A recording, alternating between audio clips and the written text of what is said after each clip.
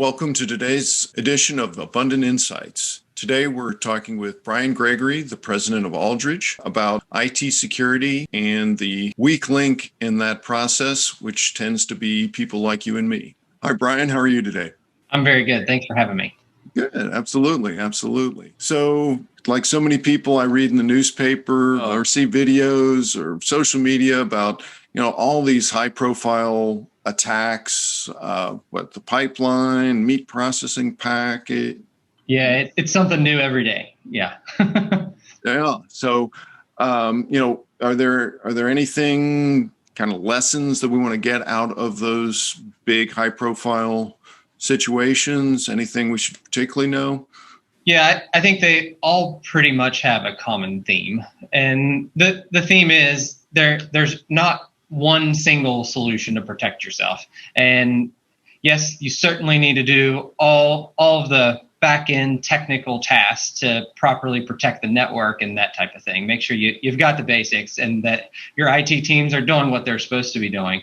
But the bulk of these breaches, and I hate to call them breaches because what it really is an end user giving away their credentials and then a bad actor being able to come in and either give ransomware, or the other thing that we see a lot is someone come in, you accidentally give away your credentials, they log into your email, and now they get to act like you and pretend to be you and send email out as you.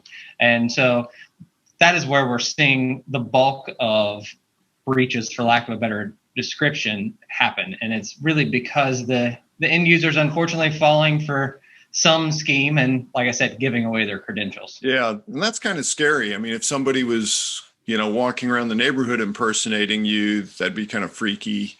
Yeah. So having it happen, online is kind of unnerving as well.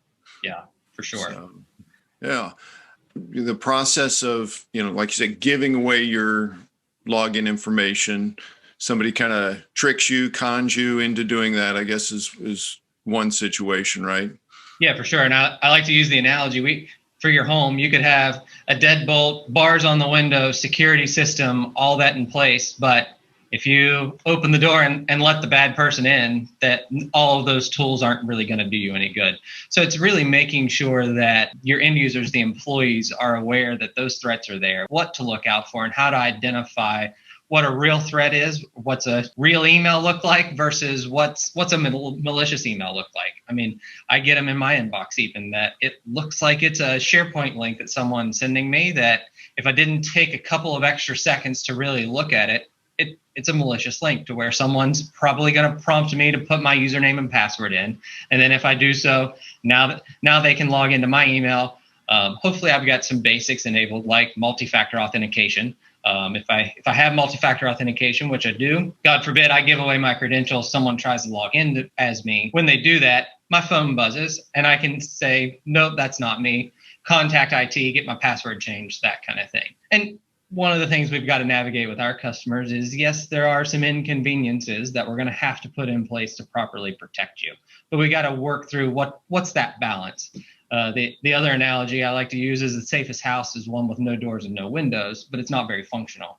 IT security is the exact same thing. We could lock everything down so tight that your employees would hate to work there, but you'd be secure. But we don't want to go there. We want to make sure that we're putting in an acceptable balance of security versus convenience so that you as a business owner can make that decision what's acceptable to you. Yep. Yeah, 15 or 20 years ago, I'm getting older, I guess, a small CPA firm I know said, we have the internet on this computer and we have all the tax systems on this computer. And like you say, man, that's effective. Yep. It was secure, but it probably wasn't the most functional setup. Right. Kind of a pain. Okay. Email, print, copy. Oh my gosh. Yeah. So hard to imagine now, but yeah, finding the balance. Absolutely. That's a great point. Yeah. And I think truly sitting down and making sure you're having a business level conversation with IT to understand what is your risk tolerance. Just like when you're going to buy insurance. Insurance policies aren't a one size fits all. IT security is not a one size fits all. So it's really understanding what are you looking to protect yourself against? Making sure that you as a business owner, you're briefed on what is the risk. But then your IT provider or your IT resources internally should be coming to you and say, okay, here's what we can do to mitigate those risks. So, I guess it was the pipeline. I heard they paid $4 million in Bitcoin to the bad guys. For a smaller company, what's a more common, a more likely scenario? Is it 50,000 for a loss, 100, is that kind of the ballpark? Or truly seeing it all over the board. Saw one, it wasn't a client of ours, but someone that I had heard of. It was $250,000 for a relatively small company. But I think that plays into the fact that, yes, we need to put the protections in place. Yes, we need to take security seriously to try to prevent anything like that happening. But we also need to have a good backup business continuity plan if for some reason you do get ransomware, because the last thing we want to do is have to pay that ransom, regardless of what that dollar amount is. What we want to do is make sure that we can recover from backup.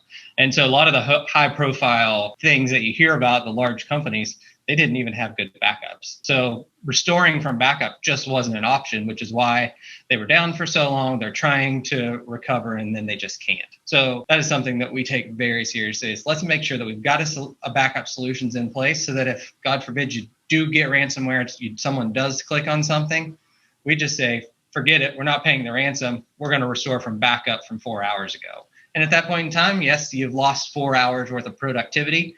But it's better than the alternative of paying a ransom, regardless of what the amount is, because we don't want to encourage this to continue. But unfortunately, I think it's going to.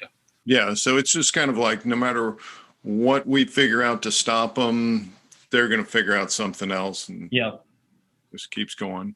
Yeah. So that's the way of the world. So what are the most common tools that you're going to suggest to a company typically when, go in, I mean, like you say, you've got all the back end technical stuff, but for the there's a whole suite of things that are out there and new things coming out every day. But just some basics. I mentioned multi-factor authentication. In my opinion, it's a no-brainer. You're used to doing it when you go to log into your bank account. You got to get that annoying text message and then go type in a code. You just need to make it part of the routine. When you go to log into your work computer, it's going to challenge you every so often to give that credential. And then coupling that with additional things. So Microsoft 365 is coming out with a whole suite of security products, and they've already rolled most of those or a lot of those out. But like Safe Links is a good example of a feature that's within the 365 stack that when you get an email that has a link in it, it scans that email before it gets delivered to your computer so that you can be warned of anything that's known and malicious. There are things like Safe Attachments that does the same thing to scanning attachments and PDFs and that kind of thing. But you can't rely on everything to be foolproof. There's going to be some things that are going to slip through. So making sure that you're doing some sort of security awareness training with your employees. There's lots of good products out there. KnowBefore is one that we know and we use, to where we do automated phishing campaigns. So one, where your threats are. You can see who's clicking. And then those folks that are clicking, you can put them through training. And they've got to do automated training to be able to continue. Also like to do some good public shaming with it. It's fun within teams when we do it internally. Salespeople are the worst. If they see an email come through and has anything to do with a proposal, they're going to click on it. And so we make a big deal about it when a salesperson accidentally clicks. Yeah, right. Those are just a few things. Making sure that we've got next gen antivirus that's deployed and properly managed in the organization. Making sure we're just keeping up with patches and that kind of thing. Like I said, we still have to do all the IT basics. We've got to make sure that we've got a firewall in place, and we're doing all those type of things. But we've got to make sure that we're continuing to look at what's the threats, what are the cheap, easy things that we can do to incrementally protect ourselves. That makes sense. So with a lot of companies, a lot of services, you've got that success case, that, we went in and we helped the company double their sales. It's like, great. That's exciting. I love to hear that story. Now, with the service you're providing, the success case is not that we did X, it's we stopped X from ever happening, right? Yep. It's not as exciting in some ways, right? No, yeah. When we're going in, we're talking to a client. We say we're implementing a technology for one of three reasons. It's either going to help you make money, save money, or reduce your risk. We get to play a lot in the reduce your risk category. We don't get to play as much in the save money, make money, but it's fun when we do. Good. Well, we've kind of gotten a sense of, what some of the high profile cases are, some of the problem situations, some of the tools that are available. Any other tips kind of share with our viewers today? Yeah, I think just making sure that we all come to terms with the fact that security is not a destination. We're never going to be done. To your point earlier, we're going to put a security measure in place, then the criminals are going to learn a little more than we are, and then it's going to constantly be that balance. So we can't ever set it and forget it. It's always going to be something that we're going to have to deal with. And two, backups, making sure that we do plan for and are prepared for if something goes sideways, if you get ransomware, if you do officially get hacked, that we've got a good response plan. We have a way that we can recover from that. That makes sense. It sounds like a good advice. Well, I appreciate you sharing that with us and appreciate you being on Abundant Insights today. I appreciate it. Absolutely. For anybody watching the video, if you want to learn more, we'll have links to reach Bryan and learn more about his services in the posts within. Thanks again, Bryan. All right.